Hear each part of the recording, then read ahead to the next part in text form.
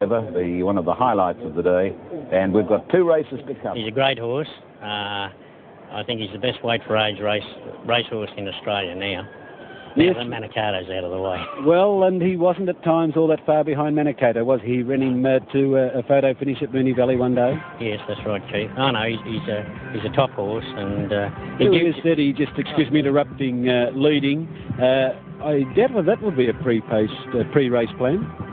No, actually, I thought the mare would have wanted to lead today, and I did instruct Mick to sit off Pleach, but I said it's no good, sitting off her if she was going to, or if he was going to pull very hard. Just to have him striding but doing it very well within himself, and then just use his great sprinting at the finish. Well, he went strongly to the line and is now showing that 1,400 metres is quite a suitable distance for him. Do you intend to step him up to a further distance as the weight for age races get a little longer? Well, we'll take on the Futurity next, which is 1,400 metres, Keith, and just see how he pulls up after that. Hope everything goes well. Yes, well, unless the top gallopers from Queensland come down, he really does seem to have the measure of our local weight for age performers at the moment, Eddie. That's right, Keith. I don't think there's anything around at the weights that can beat this horse now, as you said, from 1,400. Right. Well, congratulations on your training performance. We'll call in the jockey Michael Clark, who certainly did his job. And Michael, Eddie Lang just explained that you were probably wanting a sit earlier in the race, but without a leader, you had to make that quick decision to go to the front. Yes, Keith. Before the race, we discussed that we probably felt if Pleach wanted to lead, we'd be better suited. And there wasn't enough pace on, and my bloke was just starting to pull a fraction too hard. And I allowed him to go to the front, and he settled lovely in front, and which enabled him to have a slowly run race and be able to sprint home. I don't know whether it's your new hairstyling, Michael, but you look thinner in the face. Have you lost some weight? I think the hairstyle's lightened me down a little bit later. I had a fair bit of hair before today. Right.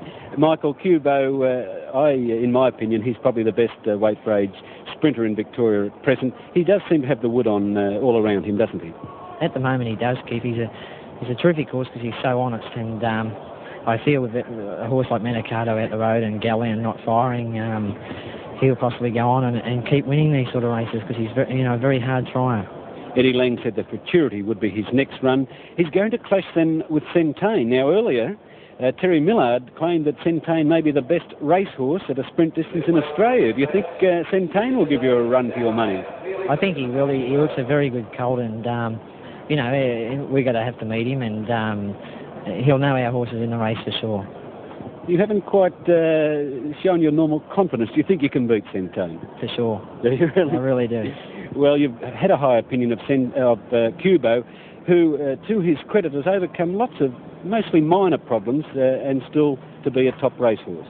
Yes, he's had a fair few setbacks, this horse. He suffered a virus last preparation, towards the end of his preparation, and the way he's going at the moment, and possibly, if he improves a fraction from today's run, it's going to take a good one to beat him. Is there improvement in him this campaign? Well, he's a very lazy track worker, the horse, and you'd possibly find that now he'll be at his top after having a few hard runs. Well, thank you, Michael. What's left for you today? Fletcher Boy in the next, and Rule the Turf in the last, Keith. Well, Fletcher Boy particularly has good form, and we wish you luck on it. Thank you very much, Keith. Well, we've spoken then to Eddie Lang, the trainer, and Michael Clark, the jockey of Qubeau. Let's have a look once more on how Qubeau won the OrrStakes. Light is on and away they go. Copper Rocket a bit slow to begin, and Qubeau bounced out in front of Pleach. He doesn't want to lead Clark, though. A length further back, Brawl Eddie from Vivacity, Dynamo, Copper Rocket getting up inside, LA Bijou and Rare Decision. Qubeau under double wrap, settles down at the 1,200, and he's going to have to lead. A length to Pleach, who's eased behind him. 2 lengths Vivacity over on the outside of Brawl Eddie, 2 lengths to Copper Rocket, another couple to Dynamo, a length and a half LA Bijou and Rare Decision at the rear. At the 1,000, and Qubeau with his mouth wide open, about a length in front of Pleach, 3 parts to Brawl Eddie, and they're only crawling for this class of horse. 3 parts to Vivacity, a length now to Copper Rocket, taken off the fence from Dynamo going up on his inside, 2 to LA Bijou and 2 to Rare Decision. Past the 800 down the hill, and Qubeau led 3 parts to Pleach, 1 to Brawl Eddie, a half Vivacity, a length and a half Copper Rocket, a half Dynamo, 1 to LA Bijou and 2 to Rare Decision. 600 out, about to make the corner, and they've really only canted. Qubeau a length and a quarter to Pleach being shaken up. 1 to Brawl Eddie, a half Vivacity, a length and a half Copper Rocket, 2 to Dynamo, LA Bijou and Rare Decision last. In the straight, and Quebeau a length and a half now to Pleach.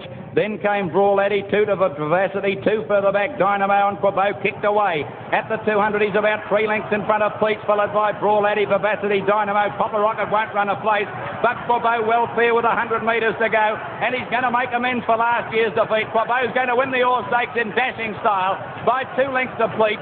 Great run for third placing as they go to the line. Brawl Eddie, Vivacity, and just behind them was Dynamo, and then racing.